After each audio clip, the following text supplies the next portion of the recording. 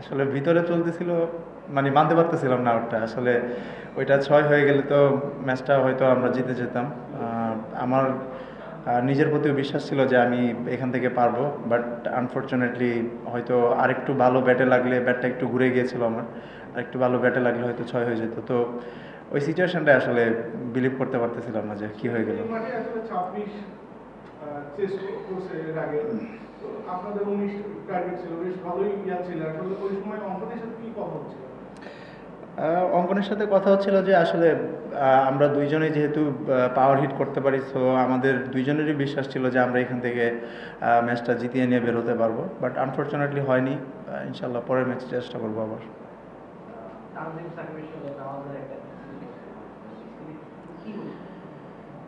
আসলে আমি তো বাইরে ছিলাম, আপনারা না এখনো আলোচনা হয়নি কারোর সাথে, আমরাও বাইরে থেকে দেখেছি, আপনারাও বাইরে থেকে দেখেছেন।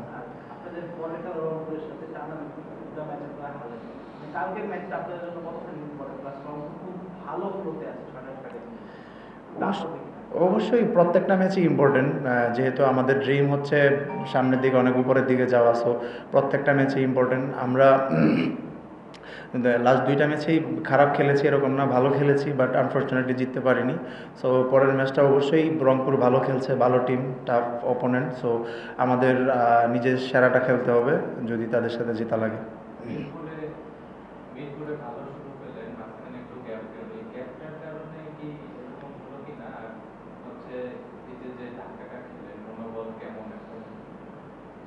না আসলে ধাক্কা আসলে ওরকম না, কারণ যদি দেখেন প্রফেশনাল প্লেয়ার সবাই এখানে এখানে আসলে দুইটা টিমই জেতার জন্য মাঠে নামে। সো একদিন আমরা জিতবো, একদিন ওরা জিতবে।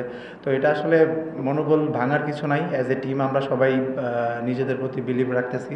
আমরা জানি যে আমরা কিছু কিছু জায়গায় মিস্টেক করেছি, তো এইগুলো না হইলে হয়তো আমরা আজকের ম্যাচটাও জিততাম। তো যে জায়গাগুলোয় মিস্টেক হয়েছে অবশ্যই আমাদের কথা হবে এগুলো নিয়ে। তো আমরা চেষ্টা করবো যেন পরের ম্যাচগুলাই এই মিস্টেকগুলো কম করে যেন আমরা পরের ম্যাচগুলোয় আবার জিততে পারি।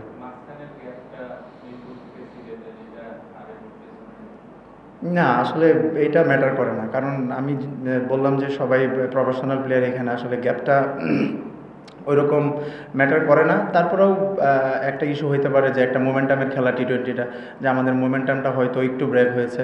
তো আশা করি যে খুব তাড়াতাড়ি আবার আমরা মোমেন্টাম ধরতে পারবো ইনশাল্লাহ সামনের ম্যাচগুলোয়।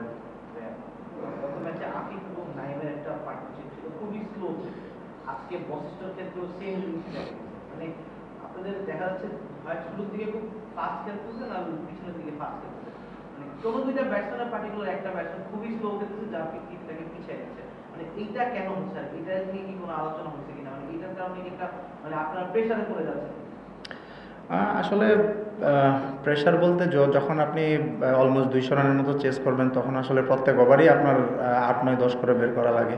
তো আসলে দেখা যাচ্ছে যে 3-4টা ওভার যদি আপনার রান কম হয়ে যায়, তখন কিন্তু রান রেটটা বেড়ে যায়, যেটা আমাদের লাস্ট দুইটা ম্যাচে হয়েছে। যে আমরা দেখা যাচ্ছে যে লাস্ট 8-9 ওভার আমরা 13, 13.5 করে আমাদের চেস করা লাগতেছিল। তো এটা আসলে টি-20 ক্রিকেটে পসিবল, ইম্পসিবল না, বাট টাফ হয়ে যায় যারা চেস করে তাদের জন্য। তো আমার কাছে মনে হয় যে আমাদের যে আমি বললামই যে আমরা কিছু মিস্টেক্স করেছি, তো এই মিস্টেক্সগুলো নিয়ে অবশ্যই আমাদের টিম মিটিংয়ে কথা হবে, যেন পরের ম্যাচগুলো আমরা ভালো খেলতে পারি।